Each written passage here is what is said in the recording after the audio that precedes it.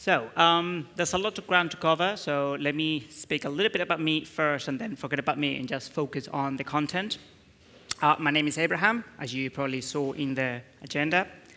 I'm an independent Java and Scala developer. I have worked with other languages in the past. I've done a bit of .NET, I've done a bit of Ruby, I've done a bit of PHP. I tried to leave those things behind.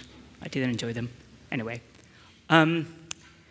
I said I'm independent, but I do most of my business with a company called Equal Experts. They are, you could call them an agile consultancy. They focus on digital transformation, which is basically trying to help organizations change the way they work and the way they design products via the use of technology. So you improve the technology, but you improve the technology that they have in the applications, but also you try to improve their processes.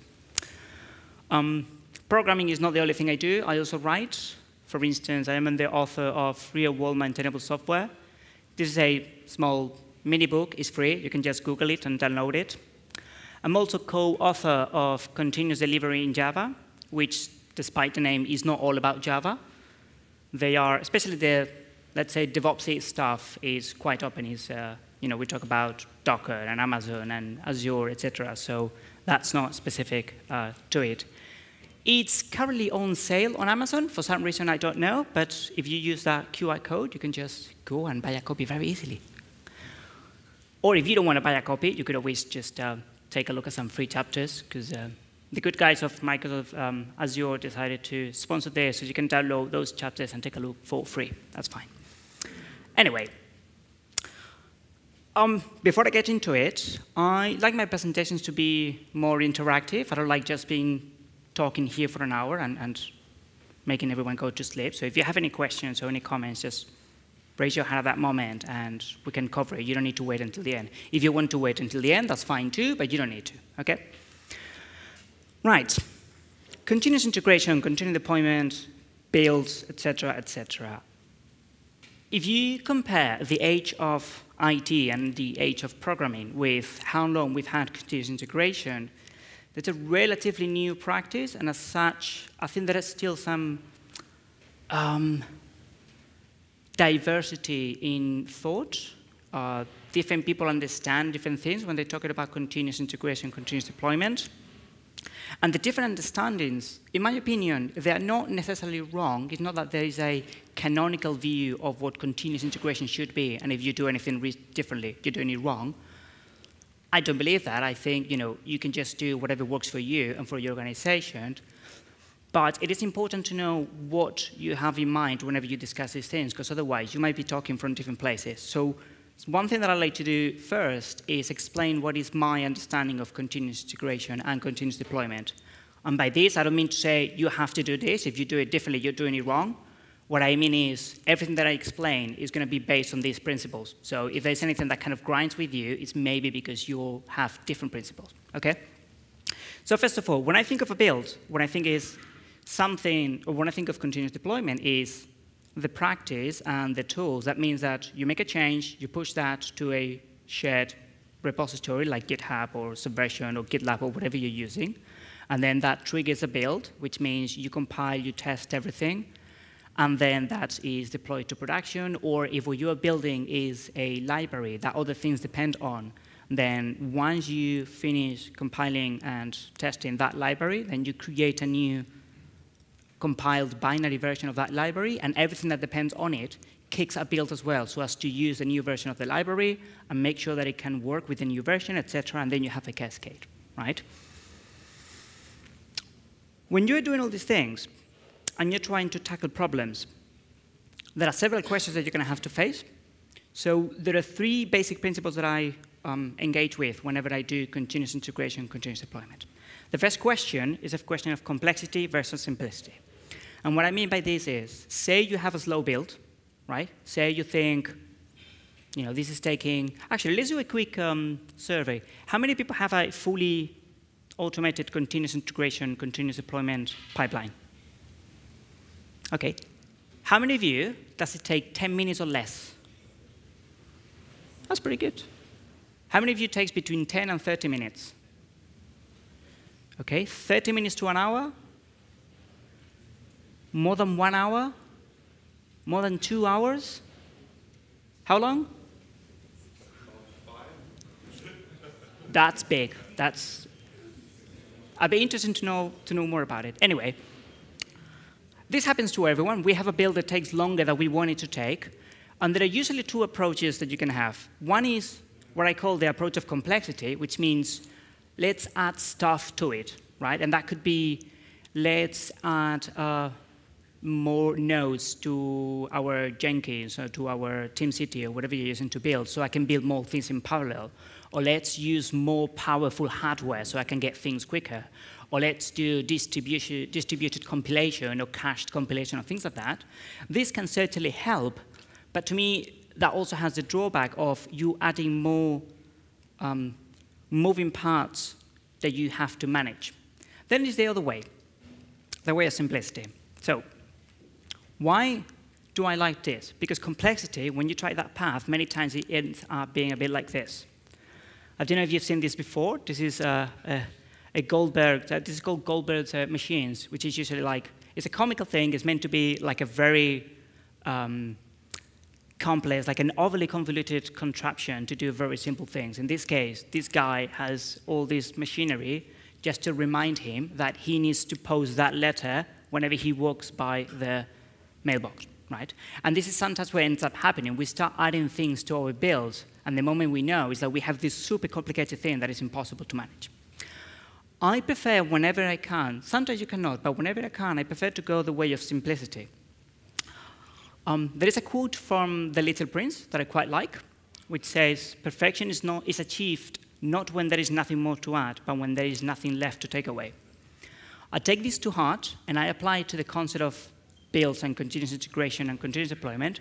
So I make my own version of this, which is basically the fastest build is the one you don't need to run. So everything that I'm going to do in this presentation is always identify things that I don't actually need to do and try to change the architecture and the structure of my code so I don't do those things. OK?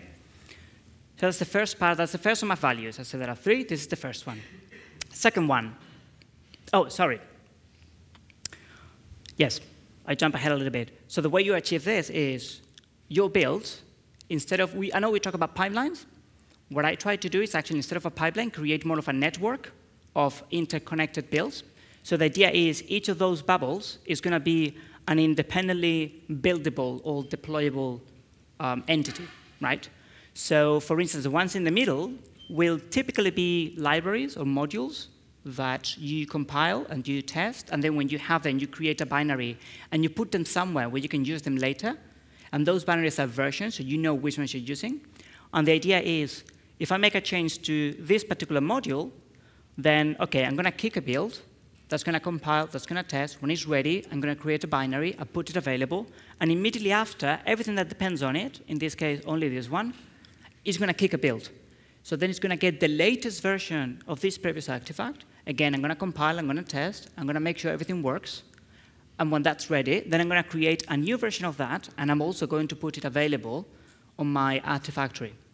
And then when that's finished, then that's going to kick a build of the dependencies. Right? So whenever I change something, my continuous deployment idea is I rebuild everything that directly or indirectly depends on it. And the idea is having the picture of this graph structured in a way that I always rebuild as few things as possible. OK?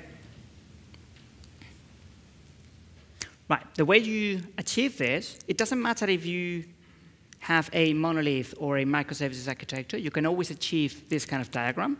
You just get there in different ways. If you have a monolith, what you do is you start breaking it down, right? So you just do this, basically. You have a big ball, and then you don't have a big ball. Obviously, this journey is not so easy, so you do it step by step. And the idea is, for instance, you start from this part. If this is your super application, then maybe first you spin out the backend. Right? And now you have, instead of one ball, you have 2 balls. You have the backend, and then you have the application. Whenever you change the backend, OK, you have to build both things, because you will build this one first and then this one later. But if you change something that is not the backend, you don't need to rebuild the backend. You don't need to retest it. You don't need to redeploy it. You just need to work on this one. And then you carry on getting stuff out. So for instance, maybe you carve out the data model. Now you have 3 balls. And then maybe you say, OK, I'm going to carve out the graphical components. Once you get to this point, for instance, you can already see, if I change my backend, I only need to rebuild and retest these 2 modules. OK, if I change the data model, I have to rebuild everything. But how often do you change your data model? Right? This is how you slowly build something that is a network, and you only build and test the parts that you need whenever you make a change. Microservices. Who has microservices architecture? Yeah, they're cool, yeah? Anyway, same journey, or different journey, sorry, same goal. But the idea is now, instead of breaking it down, what you're going to do is you're going to build them up, right? So initially, you have your 400 or 400 services, all very independent, right? They don't depend on each other. They don't trigger builds on each other, et cetera, et cetera. But then eventually, you realize, you know what? We're doing this stuff. We're doing this logic. And actually, we have the same logic in 2 of them. What do? Do you keep the duplication? Or do you extract the duplication so you only have it once? Maybe you extract it. OK, and then you create a library. And then whenever you change that library, you know you have to deploy these 2 services because they both depend on it. And then you continue this journey. And then you keep adding features to your services. And you realize, there is another common set of functionality here. Let's create another library. And then eventually, you have libraries that depend on other libraries. Right? And you keep on building this graph. But actually, the graph also builds the other way, because your services, yes, we call them independent, but they talk to each other, which means they kind of depend on each other. Right? If you change one and you break that communication, then you have a problem. So you need to verify you're not breaking that communication, which means whenever you deploy one of these, you actually need to have something after them that verifies that the communication is still working properly. Right? You could have this, people call it in different ways. Some people call it integration tests. Some people call it contract tests. It doesn't matter how you call them. The thing is, you have something there that verifies that the different services can still talk to each other. Right? So then, as I said, regardless of whether you have a monolith or a microservices architecture, the point is you gradually go to this pattern of having a network of independently deployable, independently buildable modules that whenever you change, they cascade the changes down. Right? So for instance, I just changed this, so that means I have to rebuild this, and this, and run those tests, but I do not need to run these 2. And that is how I'm going to be saving time in my build.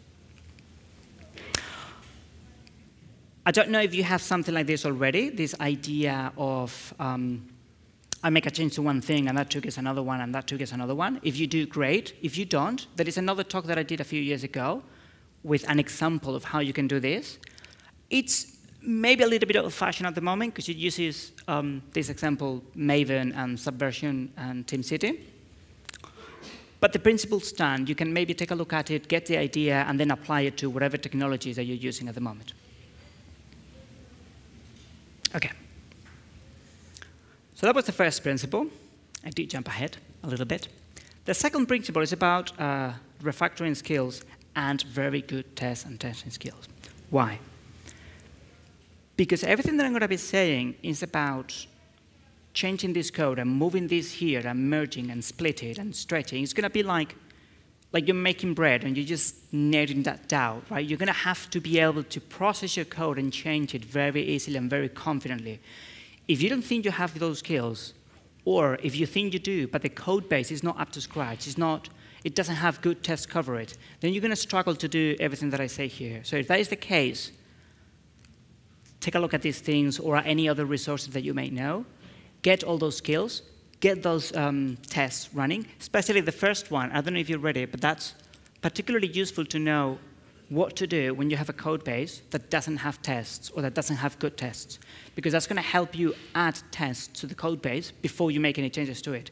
And that's going to give you the confidence that you need to do all the changes that we're going to see now. OK. And the third of the principles is about safety. Who was at PubConf last night? OK. I promise I had this slide already. OK? I didn't steal it. What I mean by this is safety. I'm going to be talking about architectural changes. right? This is how people usually change the architecture of an application. I have my old architecture, and then I have the new one, and I'm going to flip a switch and hope for the best. Right? That's not how I like to do things. I particularly avoid cases where you have someone or a couple of people in the team that say, we are changing the structure of the application so nobody else can make changes, otherwise we're going to step on each other's toes. Right? I believe the world shouldn't stop just because you're changing the architecture. That should be seen as just another refactoring. So everything that I'm going to do is going to be done assuming that you can have some people doing normal work, normal features, some other people re-architecturing the applications completely. Right? So it's more something like this. I took this picture in London, but I think it's common pretty much all over Europe. Right? So here you have a case of someone wants to tear down a building and build something else. But the council has come and said, yeah, but we want to keep the spirit of the street, so you cannot touch the facade. So what do? You build some scaffolding around to protect your facade. You tear down everything that you don't want, but your facade's still there intact. And then you build up the new thing, you attach it, and then you can remove the scaffolding. So that's the strategy that I'm going to be following. Sometimes you will think, all these steps that you're taking, that's a bit too much. You don't need all that. Maybe, but it's safer this way. That means you can do all these changes safely and without worry.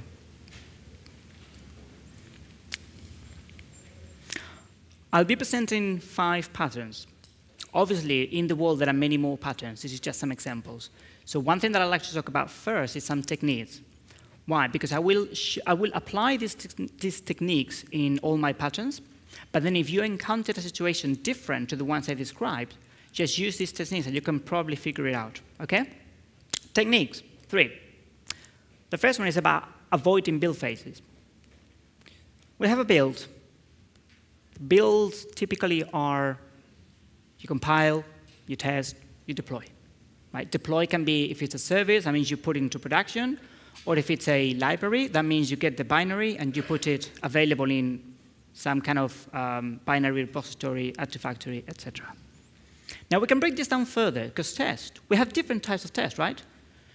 You could say, well, we have tests that assert the internal logic of a component, and there are tests that assert the integration logic of that component with other components, right? We usually call them, the internal logic is usually the unit tests, and the integration logic, many names depending on the scenario. You could talk about contract, integration tests, end-to-end tests, smoke tests, etc., etc., etc. It doesn't matter how you call them. The main point is to differentiate this. Why? Because you will realize that many times you are kicking a build, and whenever you kick a build, you do all this. But depending on the change that you're making, maybe you don't need to recompile, or maybe you don't need to test the internal logic because only the external logic is affected. So the idea is identify whenever this is happening and then restructure the code. So naturally, these phases that you think don't need to happen, they don't happen. The second one is about identifying and restructuring sub-builds. Typical scenario, you have a library, A, and then you have B, C, and D that depend on it. So whenever you change A, you need to rebuild B, C, and D. And then if there are other things that depend on B, C, and D, then these change may cascade down. Now, if you get a magnifying glass and you take a look at A and the dependencies between A and B, C, and D, sometimes it looks a bit like this, right? It happens that B, C, and D, they don't necessarily depend on everything that is inside A. They just depend on bits of things that are inside A. If that is the case, then actually what you can do is split A into these 3 individual components. So you end up with this picture. Now, if I make a change to, let's say, A2, before, A2 was part of A, which means I had to rebuild A1, A2, A3, B, C, and D. I had to rebuild everything. After this change, if I make a change to A2, I only have to rebuild A2 and D. I'm not touching everything else, and that's how I'm saving time. And then finally, the last trick is transforming built-time dependencies into runtime dependencies. These, together with the other things, obviously have some drawbacks. There are some disadvantages of doing things. So it's always going to be a bit of a a trade-off, a balancing act, and you need to decide which problem is hitting you harder, and then that will tell you which option you need to take. So that was good for an introduction. Let's go for the patterns.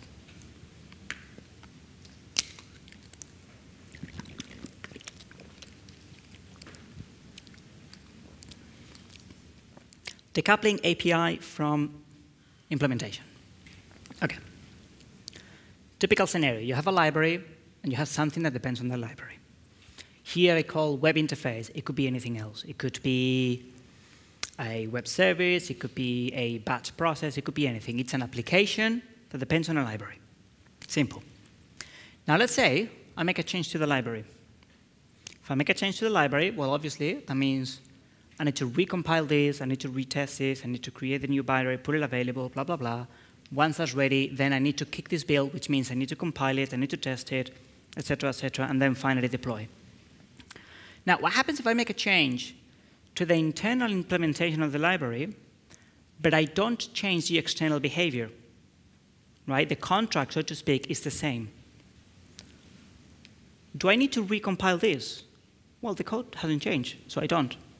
Do I need to rerun the unit tests of my web interface? Well, again, the code hasn't changed, so I don't.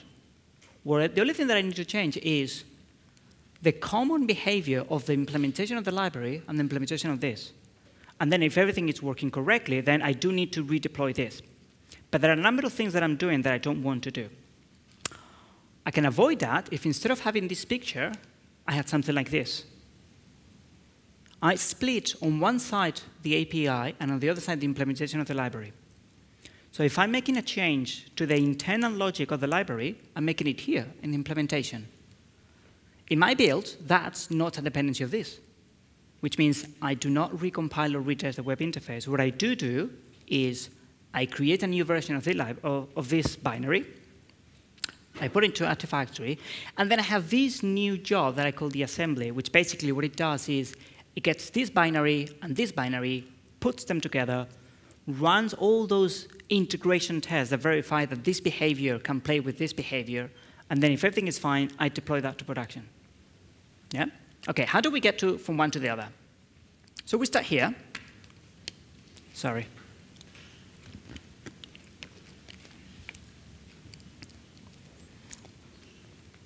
We start in this position. The first thing that I'm going to do is just create a new job and make it a dependency of the web interface. And that job, at the moment, is empty. It doesn't really do anything. So right now, we haven't changed anything. I still have all the dependencies that I had before. Second thing that I'm going to do is I'm going to start looking at this. And I'm going to start looking particularly at the tests and the deployment activities. And I'm going to do that so I can start moving to the assembly all the stuff that is testing the integration between the web interface and the library, and doing the deployment and doing whatever smoke tests that I usually run after deployment. And what I will leave in this module is the compilation, the unit test, and the contract test. In this context, when I talk about contract tests, what I mean is the tests that are verifying how this works against how this is supposed to work, right? Against the external behavior, not against the actual implementation, against the external behavior of the library. OK, so I have done this now. Right now, I'm still doing the same amount of work. It's just that instead of doing it in 2 places, I'm doing it in 3 places. OK. Next step, we're going to look at the library internally. And I'm going to make sure that inside that module, I can clearly identify what is the API and what is the implementation. And if I have to, I'm going to start doing some refactoring internally. So maybe I have in different packages or different namespaces, clearly what is the API and what is implementation. And once I have that, I start changing this one internally. I start refactoring so as to make sure that on compile time, it only depends on the API bit. Right? In my configuration, this is still one thing, which means this technically depends on the whole thing. But actually, if you look at the code, it's only using the bits in this particular package or namespace. Right? And hopefully, I'm using dependency injection to get the implementation. And you will see why in a minute. I'm using explicit wiring. I don't know what kind of dependency injection tools you use. Typically, people these days use auto-wiring instead of specifying, I want this particular class. That's OK, but for this moment, do explicit. So explicitly say, I want this class in this package or in this namespace. Why? Because now we're going to add another build here that is just a copy of that, but in a different package or in a different namespace. Okay? That means that whenever I have this assembly, I'm actually going to have temporarily the implementation twice, because I'm going to have this one and this one. But because they are in different namespaces, I'm not going to have a conflict. Right? From the point of view of code, they look like they're two different things. And this web interface is not really using that because we're making explicit wiring, which means we're using that namespace and that implementation. But once we're in this point, I can just change the configuration here to say, actually, don't get the classes from this namespace, get it from the other. And then that's the one I'm using, and that's the one that is unused code. And the moment it becomes unused code, I can just delete it, and then we're in the final state. All good? Questions? OK. Let's go for the next one. Slicing. Who has a 2-tier or 3-tier or N-tier application, or has had one of these multiple-tier applications? OK, 3 people.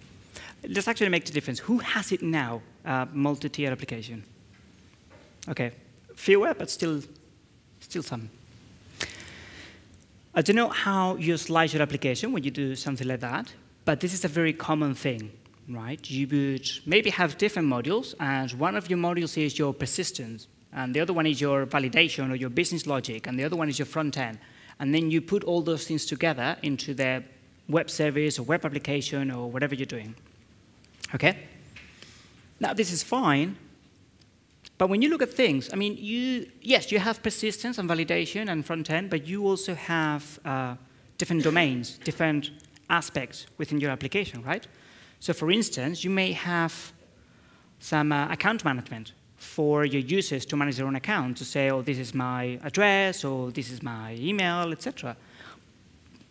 And that account is going to have to be spread across all modules, right? Because you can have the pages for the account, you can have the business logic for the account, and then you're going to have all the persistence on how to save the details of that account. And now say you have your communications preference. Again, that's going to be spread in all modules because you need persistence, validation, and front end. And then say you have your payment options. Again, that's going to be all over the place because you need pages, business logic, and persistence for your payment. Let's say I want to add a new payment method to my web. I don't know, I want to integrate with Apple Pay or with Bitcoin or whatever you want. What do I need to do? Well, I'm going to need to make changes to the front end so people can select this new payment method. So I have to rebuild this module. I'm going to have to validate that new payment method. So I'm going to have to change and rebuild this module. And of course, I'm going to have to save those details. So I'm going to have to change and rebuild that module, which means I am changing or rebuilding absolutely everything. Right? Because I cannot just compile this. I have to compile and rebuild the whole module. So I'm doing everything every time that I need to do something. What if, instead of slicing our application according to persistent validation front end, we slice it according to domains, like that? Now, let's say I want to add a new payment method. OK, I need to change the front end to add a new page for that payment method, the business logic, and the persistence. But that's all concentrated here. So this is the only module that I have to change. I don't need to rebuild the account. I do not need to rebuild the communications. This is going to give me a system that whenever I want to add a new feature, it's going to concentrate my changes and leave the other parts alone. So how do you go from one place to the other? It's going to be a similar journey to the previous one. So first, we start with explicit wiring for the dependency injection. So whenever we bring these things in the web service, we make sure to make a reference to the full namespace, or the full package of whatever classes I'm loading. And then I'm going to start creating new modules. So for instance, I can just get all the payment stuff, copy it into a new module, and make that a dependency. Because I'm using explicit dependency injection, this code is initially not used because what the web service is actually loading is the old ones. but then I can change the dependency injection configuration. So then this is the one that is used, and that is just dead code that nobody's using. And once it is dead code, I can just delete it. And then I can do the same thing for the communications, right? So initially, this is dead code because it's in a new namespace nobody's using, but then I change the configuration, and then that's the dead code, and I can just delete it. And then I do the same for the account. This is dead code, but then I change the configuration. Now that's dead code, and I can delete it. And I end up in the position that I wanted to be. Obviously, this is probably going to take a few days, or maybe even a few weeks, depending on how big your code base is. But the point is, you can gradually make these changes while someone else is doing something else. Right? This doesn't stop anyone from working. Questions on that one? Yes?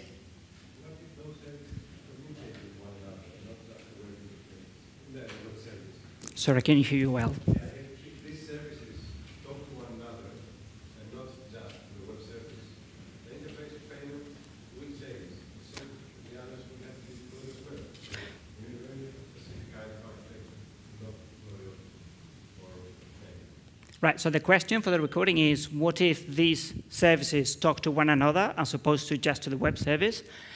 There is one thing that maybe I didn't explain well at the beginning, which is, in this context, I am assuming this payment communications account, they are not services, they are libraries, right? So this is meant to be the case where this web service actually brings this in as dependencies, and then I only have one service that deploys to production that has all this code embedded.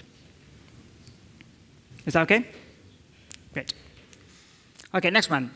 Library as a service. This is going to be more of a services-oriented pattern. OK, so I have different services. It can be 3, like in here, or it can be 30. It doesn't matter. But the point is, all these services depend on a common library. Maybe it's one of these very basic libraries, like how you do your logging or how you do your, I don't know, your payments or something like that. Something that you want to make sure that every service is doing it in exactly the same way. Now, that's very useful, but the problem is whenever you change that library, well, of course, you're going to have to rebuild and redeploy all the services, right? Let's say we have 30 of them. And let's say for each of them, you have 2 instances, because you want resiliency. That means that whenever you change that library, you're going to have to redeploy 60 instances of your services. But let's say you have blue-green deployments, which means you first create your new instance before taking the other one down, which means for a brief period of time, you're going to have 120 instances active in production, right, while you're doing that transition, while you're doing that deployment. So every time you change that library, you need 120 instances in production. That's going to take a lot of resources, right? And maybe you want to avoid that. One thing you can do is, if this is needed by so many other services, don't make it a library, make it another service. There's one thing that you're going to have to add later, which is some kind of integration testing between that library and the services to make sure that whenever you change it, you respect the contract between the library and the services that use the library. Okay? But the point is, when you do it this way, whenever you make a change to the library service, you don't need to redeploy all the other services. You just need to redeploy. Okay. You just need to redeploy that one, and then make sure that everything is still communicating to each other. By the way, whenever I show arrows in my diagrams, because I'm focusing on the build, these arrows just represent dependencies in terms of building. It doesn't represent dependencies in terms of communicating. So actually, these services, A, B, and C, in production, they talk to the library, but I'm not representing that here, okay? I just wanted to avoid some confusion. Okay, so how do you get from one point to the other? We start here.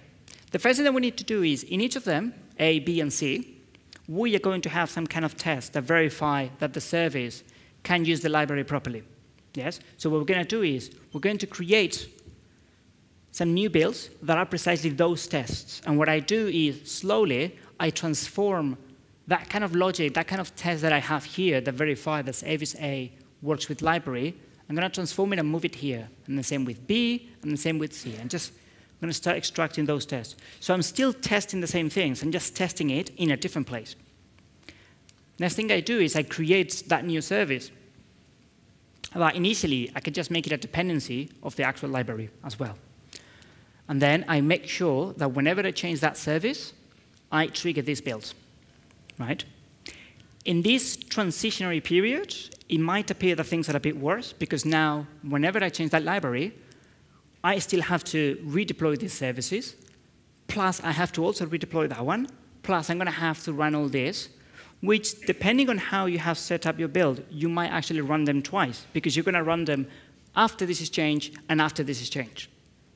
But again, this is just a transition period, okay? Next thing I start doing is, for these services, A, B, and C, I start changing them, so instead of getting the functionality that they need from the library directly from code, instead of actually making calls to that library, I change that code so as to make calls to the service, right? So what up to now used to be a call to a particular method or a call to a particular class, I'm going to transform it to a call to a REST endpoint in the service. I gradually do that until at one point, these services, they have a dependency to the library, but when you look at it, it's not really using them anymore. All the code has gone. Every time that these services need to make use of the library, they actually talk to the service. When you get to that point, you can delete those dependencies. Now, you could stop at this point, because this is already giving you that advantage of, if I change my library, I don't need to redeploy my services. Or you could do some cleanup and say, you know what, I don't need two of this. I'm just going to get that and merge it together, and then you end up with this picture. Questions? OK. We're nearly there. The fan out. OK.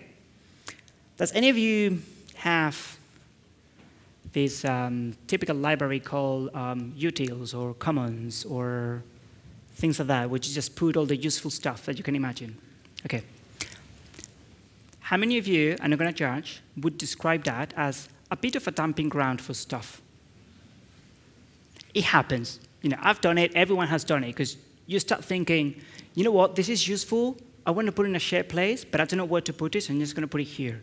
And then you start putting more things here. And then eventually, you end up with something like that, when you have like a massive ball and a million things depending on it. So those B, C, D, E, F, blah, blah, blah, those could be other libraries, or they could be services. Right? It's just things that use A. And then those could and probably do have all the dependencies hanging from it, which means whenever you change A, you have like a build storm where everything is rebuilt, and it maybe takes like 2 or 3 hours to clear the queue. So this is a problem, right? This fan out, these so many things depending on that super useful library is a bit of a problem, because whenever you're changing, boom, explosion of builds. So what you want to have is something more like, if you look, like we said before, with the magnifying glass, and you see the internal structure, it's probably going to be something like this, when you have sub-things, and maybe internally they depend on each other, and then the different things depend on each of the bits. And it might be that it's not even as clean as this, and you have to do some work to get to this point. But the idea is, once you identify this, you can extract those as independent builds, and then get to this picture instead. So here, if I change A1, I'm already rebuilding 4 of my dependencies as opposed to 7 of them. So I'm saving a lot of building time here. Okay? The problem is getting to this point. So how do we get to that point? By the way, whenever you're facing some of this, it helps a lot if the first thing you do is actually analyze the code, get a flip chart, or get some paper or a whiteboard, and start drawing this diagram, and saying, OK, I have this package, and I have these classes, and this depends on that, et cetera, because that's going to you're going to be able to use that diagram as a map to know which direction you need to take and to know which steps you need to start with. Okay? So let's say this is my map. I just analyzed the code, and I draw this on my whiteboard, and I say, OK, you know what? Let's start with this thing that I'm calling A1. Let's get that one out as an independent thing. OK, so the first thing you need to do is create a new A1 and make that depend on the old A, because at the end of the day, it needs A2. and then configure a dependency to all the things that are currently using the old A1. This is going to be a copy of code, same string as before, under a different namespace, so then I don't have any conflicts whenever these are pulling both dependencies. Now, if these are libraries that are using this code directly, then it's even easier to do the change, because probably what I have is just a bunch of imports at the beginning of the file. So all I have to do is change that import, and then that's it. Now I'm using A1. I'm using the new A1, and the old A1 is just dead code. At this point, I can delete these dependencies. So now my build is already being faster, because whenever I change A1, I'm not rebuilding the whole thing. I'm just rebuilding those. And this, since it's dead code, I can just get rid of it. You might decide this is enough. This is running improvement. Or you might decide, you know what? Let's go for it. Let's also get out, let's also get out A3. Same steps. Create a new A3, which is as a copy of the old one, under a new namespace. Set up your dependencies. Set up the dependencies of the things downstream. And then change the thing downstream to depend or to use the new one instead of the old one. Once you're not using the old one anymore, delete those dependencies. And once you have deleted those dependencies, this is dead code, get rid of it. Right? So if you now remove the magnifying glass, because now you only have one thing left, then it looks a bit like this. Or if you reshuffle things a little bit, then like this, which is a much prettier picture that is going to cause less work to the build whenever you're making changes. OK, finally, I hope you're still awake. Configuration as a service. This one is quite similar to library as a service, but because configuration items are a bit special, it's going to have some tricks. It's going to have some special nuances or special considerations. OK, so tell me things. First of all, how many of you have the configuration files for your applications or for your libraries, your services, whatever you're doing, as part of the code, as part of the repository? Right, so whenever you change your configuration, you have to push that, and that triggers a build, correct? OK, what kind of stuff do you have in your configuration files? Tell me, do you have things like feature flags? Or do you have things like throttle configuration or database URL connections? You have that kind of thing, yeah? All that, and probably many other things. And chances are you have the same thing duplicated for each environment. Yeah? So you're going to have all your feature flags, throttle, URL connection, et cetera, for dev, and then everything else for staging or test, and then everything else for production. What does that mean? That means that if I want to change the configuration of staging, of test, I change the config file and I push. And as part of that, I need to recompile, retest, redeploy all the environments. Even though what I just did doesn't affect the code, and it only affects one of the environments. But because the way we have built the continuous integration environment, I have to redo everything in all the places. OK?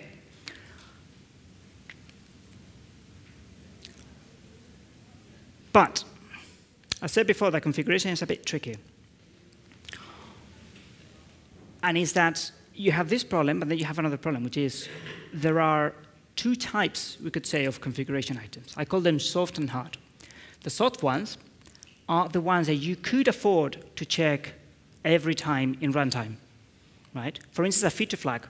So whenever you are going through a bit of code that says, OK, I'm going to start this part, you could afford to say, what's the value of the feature flag? It's on. OK, then I go this branch. And then next time, what's the value of the feature flag? Is on. OK, then I can go this time. And then there are some other configuration items that you cannot afford to do that because it's too costly. For instance, the details to connect to the database. Creating a database connection is actually quite expensive. So you don't want to be doing that every time, which means you cannot afford to read what are the details for the database connection every time you need to talk to the database. In fact, what you typically want to do is whenever you start your application, you read those details once, you don't read them again, because then what you do is you create a bunch of connections and you keep them in a pool and you keep reusing them.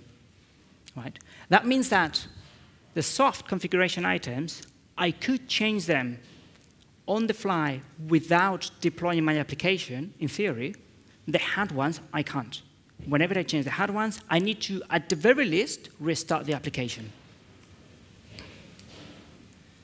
What that means is, if this is my service, this is the build of my service, it's one single blob that does everything, I want to change it to something like this. So on one side, the soft configuration items are a different service altogether. So whenever I change that, whenever I change the soft configuration items, I do not recompile or redeploy anything. Other than that, the soft configuration service itself. That works, for instance, very well for feature flags. So you could actually have a feature flag service. So then anything else that needs feature flags, instead of having its own configuration file, it actually talks to the feature flag service and says, hey, am I supposed to do this and that? And that one says, do this. And then whenever you change that, the only thing you need to do is do some basic smoke tests to make sure that the new config items that you put in here still work with the service. But you're saving a lot of time just by pulling that into a different service. How about the hard configuration items? You cannot put that into a different service because you cannot read that every time. You actually need to read those in advance when you're loading. But what you can do is separate what is the actual deployment from the building. So all your compilation, all your testing, etc., you could have it here. You could produce a binary for the service, and then it's in this other build where you're actually managing the configuration and the deployment. So if you change your hard configuration items, you don't recompile or retest, you just redeploy. And then do some basic smoke tests in the end to make sure everything is fine. OK, the way to get there. If I look inside the build of my service, an obvious simplification maybe is something like this. So I'm going to have some configuration that if I change, I have to redeploy. I'm going to have everything else, which basically means the compilation and the testing, which again, if I change, I have to redeploy. And then probably I'm going to have some smoke tests that I run after the deployment. Let's focus on these parts first, configuration and smoke tests. First thing is get those smoke tests out as an independent build. In a similar way that we did before, we create a new build, we make it a dependency, initially it's empty, but then we move the stuff, etc., etc. Right? So whenever I change the service, this is what I do the deployment, this is what I test the deployment. Next thing, make sure to separate very clearly what is the soft configuration items and the hard configuration items. If they are different files altogether, maybe better, right? Because then you can clearly identify what is soft, what is hard. And once you know what is soft, create a new service that initially nobody's going to use, but create it and make it a dependency, and then gradually start moving the soft config items to that service. And this service, rewrite it so whenever you need that config item, you don't read it from the file, you actually make a call to the other service. So eventually, you still have all the soft configuration items in here, but nobody's reading them, because the service is actually going on runtime to the soft configuration service to read those values. And then once you get to that point, you can just delete that file of soft configuration. You could stop here. That's already going to give you a lot of benefit, because most of the times, the configuration items that you change most often are the soft ones, right? You change your feature flags, you change your throttles. You don't change your database connections every day, right? Usually you have a database, that's a database, and then you keep it forever. So you could stop here. Or you could go to the next step, which is, you know what? I also want to get that out of the picture. OK. So let's look at everything that is going on here. I have the everything else, which is the compilation, testing, et cetera, et cetera. I have the hard configuration, and I have the deployment. So basically, what I'm going to do is I'm going to stick these things in one way, or to put it in other words, I'm going to get the everything else and extract it out. So at this point, this, what I call the service, actually looks more like a library, because it just has code and tests and produces a binary. And this one is the one that actually slaps some configuration into it and makes a deployment. So even though I'm calling this the service, from the point of view of what am I deploying, this is what I'm deploying. But then that way, whenever I change my configuration, I do not need to rebuild or retest anything. Just redeploy and run the smoke tests. Questions on that one? Good. So that was the 5 patterns. Obviously, as I said before, you might encounter a situation that is not exactly like any other ones that I have described. But you can probably figure out how to apply these ideas or how to apply these techniques to your case. And if you don't, then talk to me, because I like these things, so I'm always happy to look for a new challenge and maybe help you with it. So, important questions. When should you do this, right? You might be tempted, now that you've seen this, to go back to your office and start redoing the architecture of everything. Is that the right thing to do? Maybe not. Or maybe you're thinking, you know what, this is too complicated. I'm just going to do the other way, which is add more powerful hardware, and hopefully that will take care of it. And don't get me wrong, I like more powerful hardware, but that's not always the answer. Now, the question is, this obviously is an investment. You're going to have to dedicate work to this. And sometimes there are mistakes. You know, there's always a risk of doing this kind of thing. So very, very, very important question that you need to ask yourself is it worth it? That is an entire new debate. I have another presentation that I did a couple of years ago about when to decide where you have bottlenecks in your build, how to gather statistics about your build, and how to identify the bits that you need to retouch. If you take a look at that, maybe it can help. Or if you have any questions, I'm going to be here all day. I'm happy to have a chat. But the point is, first, you need to identify where you have your problems. And once you say, you know what, this module here is the problem. This is what is making the build so slow.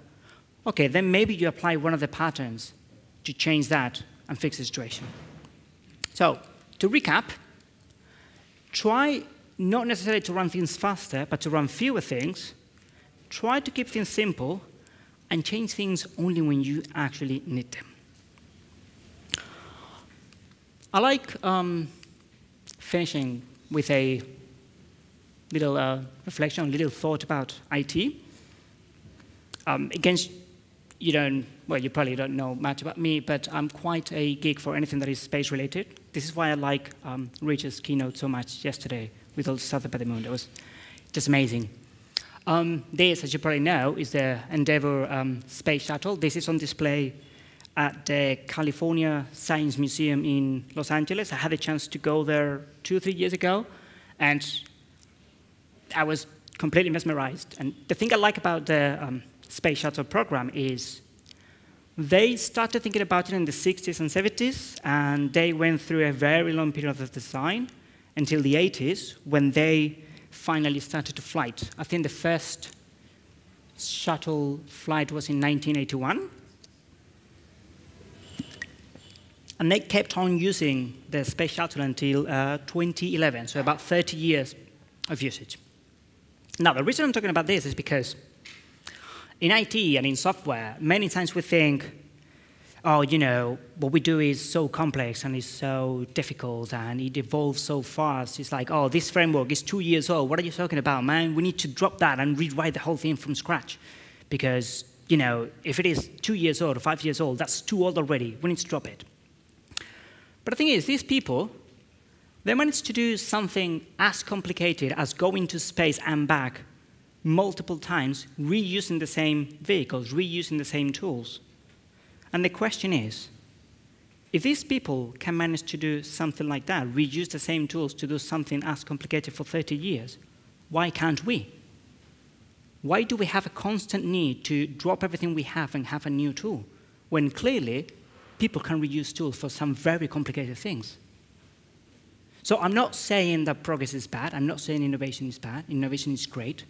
Sometimes the answer is not getting new tools. Sometimes the answer is getting the tools that we already have and learn to use them better.